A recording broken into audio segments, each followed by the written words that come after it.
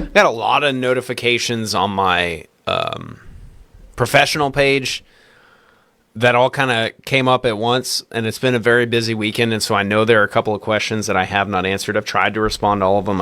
There was a backlog, and it just became overwhelming. So I was like, you know what? Let's hop on, let's do a stream, and let's talk about the weather. Of course, if you have questions, I'm happy to answer them for you. We're going to talk a little bit of science, provided I can get the right screens to pop up. It's been a minute since I have been able to do a stream with you guys, so I'm kind of familiarizing myself with some of this. But appreciate y'all joining. Appreciate y'all, of course. Okay, then that does mean we can do a couple science lessons. So we'll talk about that here in just a little bit.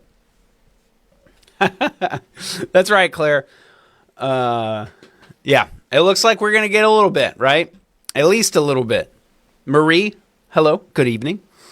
A lot of us have a 3-day weekend. A lot of us now have a 4-day weekend. Some of us have to work tomorrow and Tuesday. It doesn't matter how much and what the weather does. And that's one of the biggest reasons that I'm here talking about what the weather's going to do over the next couple of nights. It is going to be cold, and largely the messaging hasn't changed all that much, even from middle to later part of last week, where we mentioned the potential for some snow. Obviously, it looks like that is going to be a thing. I think just about all of us are going to find some sort of wintry precip. I think most of, if not all of us, are going to find snow as well. The question is, how much is the snow going to disrupt our daily life, right? And so I'm going to bring up, I started with the accumulation map that I've been working on just as a conversation starter, and we will come back to this. Notice I have changed numbers once again from earlier this morning with some new data this evening. Kathy, hello. Checking in from Brian Cliff. Is it Anderson? Dinah? Is it Brian? Good evening. And one of the posts on my page that got a lot of attention was this one, the winter storm warning. That's a little more highlighter pink than that official National Weather Service pink that it does for winter storm warning. So I gotta dull that down a little bit. It's a little loud, but largely what this means is it's the next step whenever you issue a winter storm watch. Sometimes that is downgraded to a winter weather advisory, and we may see that across our northern counties tomorrow night. We may even see that across our central counties, but as it stands right now, most of us are under a winter storm warning. And some of the comments that I got earlier this afternoon were about, well, Milam, Robertson, Leon, are we not getting anything? Are we not getting cold? Obviously, you're getting cold. I do think that these impacts are going to be lower as you go to the north and to the west. And so this is just a reminder that National Weather Service offices, it's split across a lot of the Brazos Valley. Milam, Robertson, Leon, your National Weather Service forecasting office is Fort Worth. Lee County, you're the Austin, San Antonio office, and the rest of us are all in the HGX or Houston office. And so they all have different criteria. They have different forecasts. And so the Fort Worth folks, I suppose, did not think that this winter weather coming through was enough to warrant a winter storm warning. I totally understand that. Because at some point the snow drop off, and not only that, but just the overall impacts from infrastructure and roads is going to drop off pretty significantly to not a whole lot going on to, oh, hey, it's really slippery out here and it's really hard to drive. I think this does a good job of that. We show this winter storm severity index maybe a half dozen times a year, if that. It's more like 2 to 3 times a year. So this is what largely the model data has spit out, and Weather Service forecasters will kind of mess with this a little bit, considering population, considering infrastructure, and what all they expect with the weather, right? And so what we've been saying for especially the past 24 hours is the farther south and east you go, the more likely you are to be impacted by this, the more likely it is going to be difficult to get out and about for a large portion of next week. Banquetel says, what's the worst travel day? It's going to be Tuesday. Really, especially the first half of the day Tuesday. Monday night into Tuesday will be the worst for travel. I have some hope that a lot of us are going to be able to get out and about on Tuesday afternoon, and now it looks more and more like Wednesday is probably not going to be a huge issue for most of us. Where you see that red, I think it's probably going to be a little bit of a bigger issue getting around for a couple of days. But like we've said from the beginning, this is not going to be a thing that affects us all the way through the week. The extreme cold is likely only going to be for a couple of nights. We've had on our website now that warming centers are open tonight, tomorrow night, and the night after. So what is that? Sunday night, Monday night, and Tuesday night. Wednesday night, it's still going to be cold, but it's not going to be as cold. So we talked winter storm warning, the winter storm severity index, all that. Let me go back to just one model that is pretty consistently driven anywhere from about 1 to 3 inches across the entire area. And it's largely still doing that. Even across our northern counties, it's still putting out numbers 1 to 2 inches. But it's a lot of conjecture exactly where the heaviest snow bands are going to be, other than we're focusing that southeast Texas. Now, remember, and this is not even as a crow flies, it's just a drive there. It takes what? Not even 30 minutes to get into Montgomery County from Brazos County. And those numbers are drastically different. Twice as much snow to fall there. So don't get too hung up on numbers, but do note that generally we expect accumulations to be higher to the south and to the east, and thus the bigger impact. I'm going to show you here in just a little bit. The dry snow aspect to this is very important, as is when we make the switch over to some at least a little bit of expected freezing rain to just straight up sleet and snow. Sleet and snow is much, much easier to drive in, though it's still not easy, especially as it's falling, than freezing rain is. Freezing rain is the absolute worst for infrastructure, for driving and all that. The good news is I do not expect a whole lot of freezing rain here. And if that changes, we will absolutely, absolutely let you know. But for right now, I don't think that that's going to be a huge concern for us. Where that will be the biggest concern, and I just accidentally pull up the 10-day, but we can talk about it anyway. Where that will be the biggest concern is Monday evening. So I would say generally, as far as this is concerned, just get where you got to go by Monday dinner time, or a little bit later than that. You might have a little wiggle room. Sarah's checking in from Somerville. Hello, hello.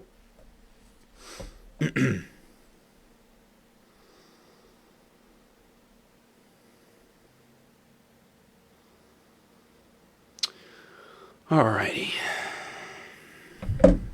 Okay. So I accidentally brought up the 10-day. This is the graphic that I meant to bring up, just kind of showing you the timeline here. And look at another one that considers some other stuff too. In the early morning tomorrow, I don't expect a lot. In fact, we might still start with clear skies. That's how we finished today. That's kind of the crazy part, is all these winter storm warnings, cold weather warnings all come in with perfectly blue sky. Although if you were outside at all today, you know that it was very chilly. Caitlin's in Snook. Renee is in Navasota. Good evening. Got Brandy in Madisonville. Hello. So PM hours, especially post-sunset, is where we're going to see the best chance for winter precip as far as MLK Day is concerned. I do think that is also our biggest window, or most likely window, I should say, for something other than sleet or snow. So we're talking rain, a very, very cold rain, or even freezing rain as temperatures start to drop. If we don't see a ton of that, the travel concerns, and especially the power outage concerns and things like that, that drastically plummets. And that is what we're expecting right now. I'm going to show you another model that goes through that time frame. I don't think this is going to be a huge concern for us, but it is something that we will need to watch. Do you see that kind of pink color there? This is now at about 8 o'clock. You've got the legend up there, but just to kind of help you out, that pink is a wintry mix, which could be either freezing rain or sleet.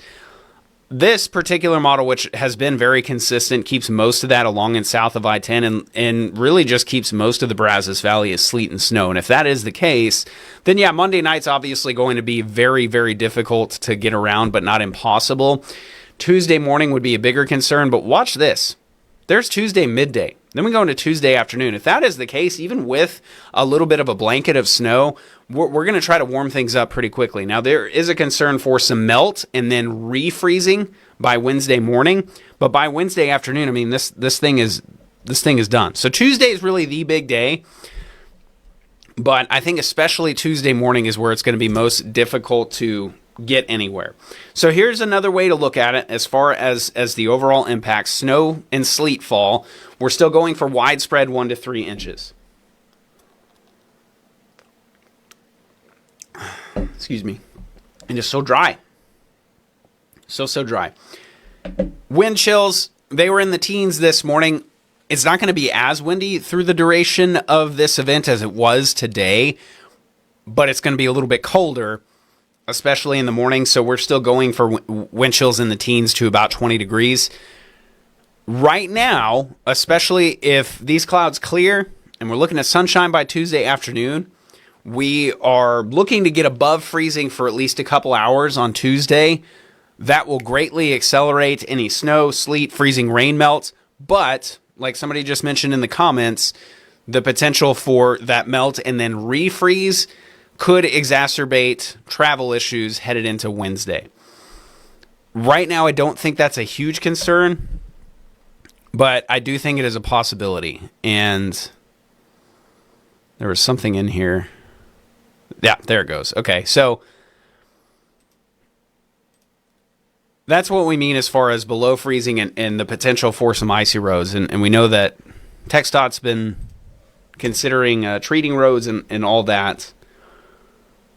So it's not going to be impossible to get out and about, but I would really say Monday night through the first half of the day, Tuesday especially, if you can stay home, do it. Give plenty of room for the folks who do have to travel, right? That's the messaging that we do whenever we're talking about any sort of icy events.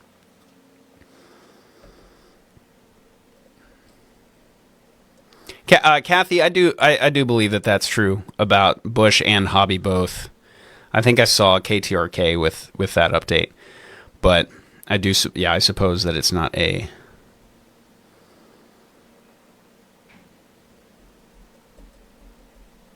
something that would be too bad to check out. All right, Michael, we'll see what we can do. Hi, Kaylee. Thank you so much. Appreciate you. We might have a reporter in Brenham this week. So just kind of keep an eye on you guys. I think the snow is going to be a little bit heavier to your south and east, but y'all should still get some. And beg your pardon, I don't know Washington ISD's status for Tuesday. I know Bryan and College Station ISDs, and I have not looked at the closings ever since. But if you do have questions, kbtx.com/weather/closings, I'm pretty sure is the URL that you need to go to. Another freeze warning, and this one is for the potential for another hard freeze. Note, some counties are not in there, Milam, Roberts, and Leon. It's because you've technically already had a hard freeze, so they're not going to reissue it unless a significant amount of time passes between now and the next freeze. There's also a cold weather advisory, which I believe we really largely already covered, talking about wind chill and the actual temperatures. Now, speaking of that, oh, I didn't know that, Kathy. Thank you. Amanda, no problem. Thanks for saying so. Donna, none that I have seen, but if they've sent any information to us, it would be on that closings things. And you don't even need the URL. Just go to the .com or even open up the News 3 app, and there's a banner up above that says alerts and closings, and then tap on closing. Okay, Ricky, we'll hear in just a moment. So here are our current lows. Tuesday nights, and I may even do this before the 10 o'clock show, it might need to be brought up a little bit. Right now, we have us in the teens. The biggest thing that is going to impact that is potential snowpack. Whenever you get snow, that greatly accelerates the heat lost at the surface. Makes sense. There's a layer of ice on the surface, right? And so if it's cold, there's snow on the ground, and it's a clear night, the temperatures will absolutely plummet. So that's why we went with 15. But if we see things melt and then evaporate, or even what we call sublimate, which is when the sun can just take a solid and take it straight from ice to vapor, and there's not a ton of snowpack Tuesday night, then those temperatures will actually come up a little bit. So we're going to adjust that as we go, and I think it's better to prepare for one night in the teens and go from there. And right now it still looks like Tuesday night is going to be the coldest night. Paula, I believe it is, yes. Again, I'll repeat this because I know people are coming in and out, but if you have a question about a closing, chances are we got it. And kbtx.com, and even on the app at the very top, there's a tab that says alerts and a little banner that says closings. Just tap on closings.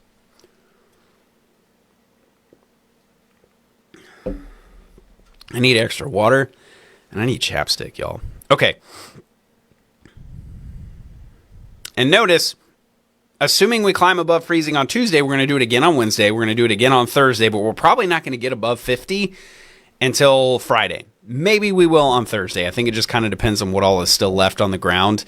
But right now, it looks pretty quiet for the rest of the week and headed into the weekend, and it looks a lot more seasonable. Lows upper 30s to about 40 and highs around 60, so still chilly, but a lot more manageable, right?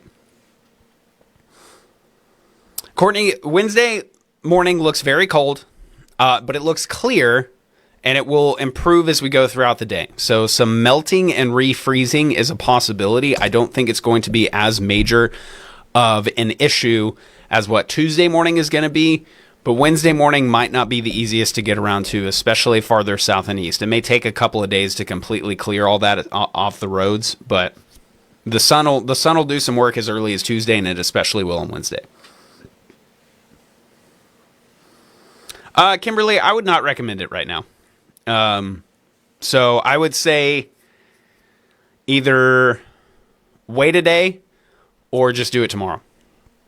Right? Given what information I have right now, I would not send anybody to make that drive on Tuesday.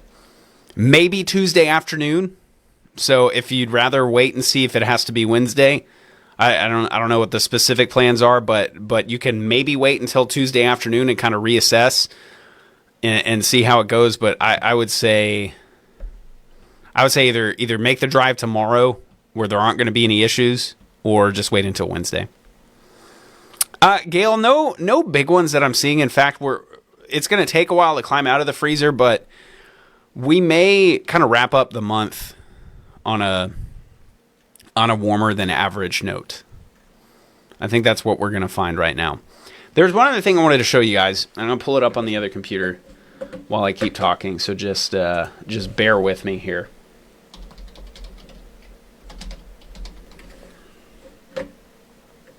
And one of the reasons why the confidence for this forecast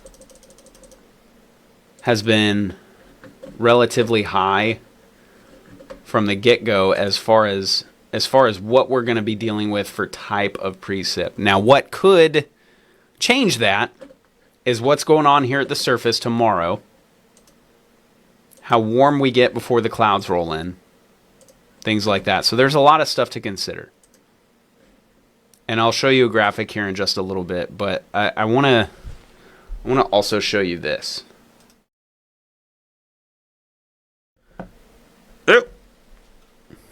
You know what, man? I try to get...